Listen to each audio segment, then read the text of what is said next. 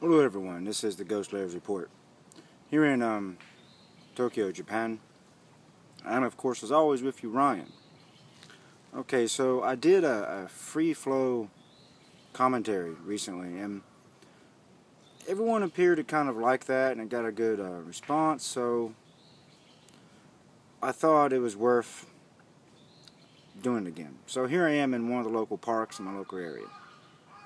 Now what I want to kind of talk about a little bit is the police tactics that I've seen at the recent protest in front of the Prime Minister's office, which was on July 6th.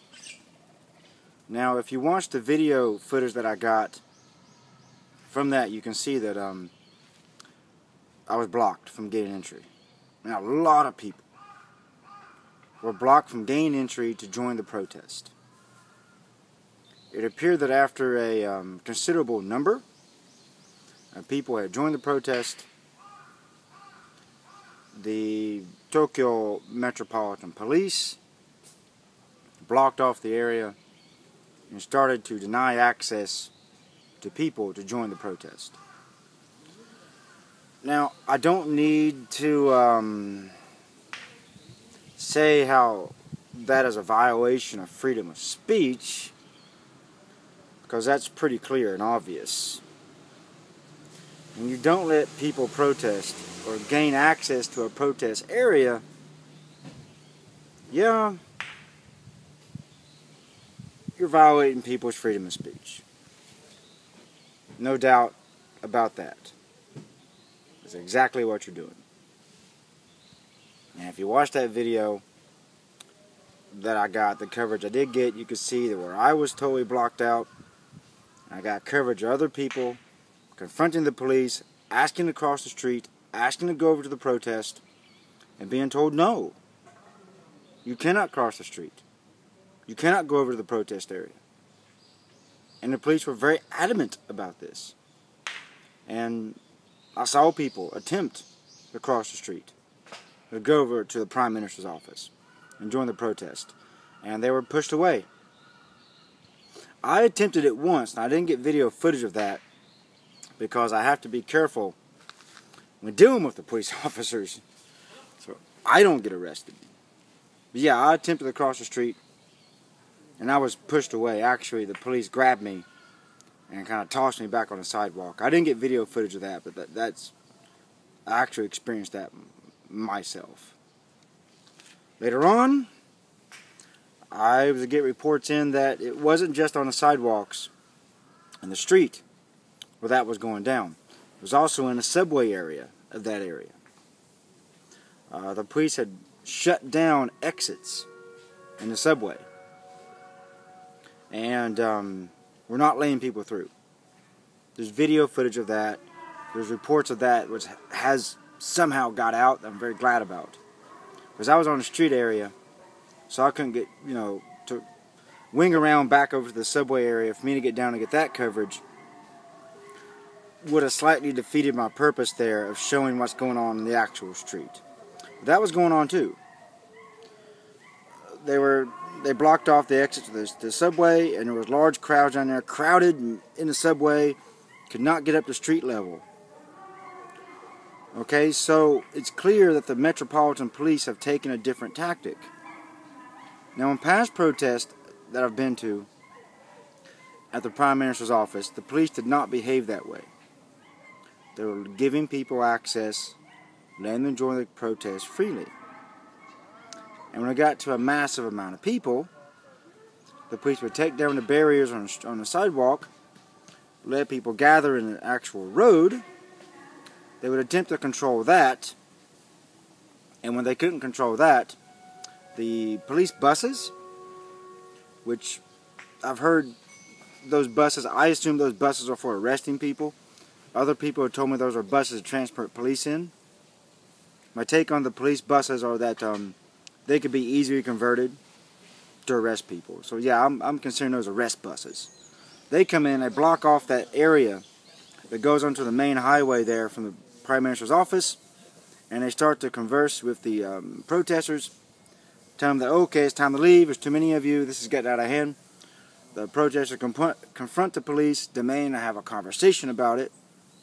That goes on and on for a while, until eventually the protesters disperse, and that, right? But this past Friday was a bit different.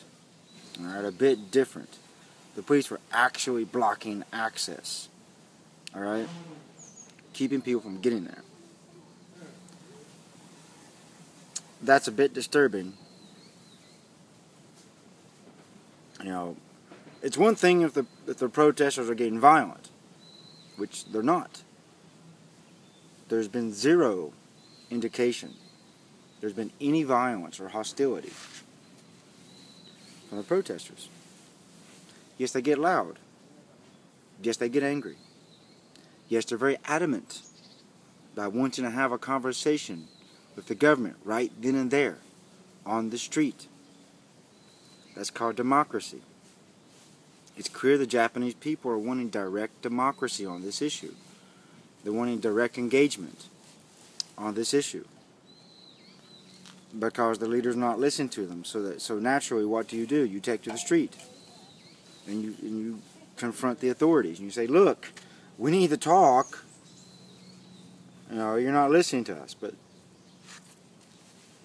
the government clearly doesn't want to have a conversation with the people, and the police don't want the people to have a conversation with the government or with the authorities in general. It was, from my personal experience of being there and seeing that, it was surprising. I mean, I have to say, I was surprised that they would do this out in the open. Deny people their rights of freedom of speech on the street. And I think I know the reason why they pull that off, and the reason why they're getting away with it, is simply put, the authorities in Japan and the Tokyo Metropolitan Police think no one's watching. No one sees it. That what's going on here in the island of Japan is not being noticed by anyone. No one's covering it, no one's filming it. That, there are people like me who are covering it. There are people like me who are getting video footage of it and uploading this to YouTube. So what they don't know is that slowly more footage and coverage of this is coming out. That it's becoming harder to do whatever they want. To just say, nope, we let so many people have their voice, and then the rest of you people, no, we're not going to let you join. We're not going to let you show the real numbers of people who do come to the street and do say, no, we need to talk. It's a sign of arrogance, in my opinion. Extreme amount of arrogance on the part of the authority here. They think that they're going to get away with this. And they think that if you push the people here in Japan, they're going to take it. That's been the mantra here in Japan for decades. The government can tell the people what to do, and the people will simply do it. That's an interesting thing. Very interesting. That the authorities are clearly showing that type of attitude. That they can get away with anything they want to do. Now, luckily, there's not been a lot of violence in front of the Prime Minister's office. The police have yet to attack anyone. Not like what we saw at the gates of the oil reactor, where the police were attacking people. Riot police were attacking people. That has not happened in Tokyo yet, as far as what I've seen. I haven't seen that yet. But if they keep pulling this in Tokyo, where it's going to be, we start blocking access and we start denying people the right to go to the streets and express their opinion and protest in a peaceful manner. Unfortunately, I don't think that's going to work. I really don't think that's going to work. It's going to end up being a failure. Because I saw so many people frustrated and visibly angry and confronting the police and telling them, hey, why can't I cross the street? Why can't I join a protest? Why can't I express my opinion openly? And I saw the reaction from the police. It was like, no, no, no, shut up. We're not going to hear this. This is the rule. This is what we've decided to do. You're going to do it. Now that is hostility coming from the authority. All right? The authority is being hostile to peaceful people. So, what should people do? Well, naturally, and I'm predicting this, the people are going to start to react to this if they're smart. I would expect some type of countermeasure by organizers and reactionary behavior from the average person just showing up. It's going to intensify. The natural nature of things would lead to it intensifying. The more hostile the authority get, naturally the more hostile the people are going to get. So when you think who's really picking this fight, it's not the people. To me, it seems to be the authorities are picking this fight. The authorities are escalating the situation. Not the people of Japan. It's the authorities escalating this. They want it to get worse, apparently. I don't know what it is. I mean, the authority cannot be...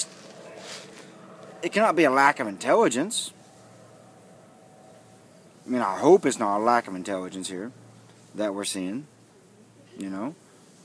It's got to be an attempt to shut people down and tell them they can't express themselves.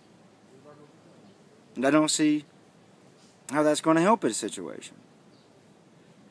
So please leave your comments in the comment box below. Let me know what you think of my analysis of this and my take on things. And as always, this is me, Ryan, here from Tokyo, Japan. Checking out.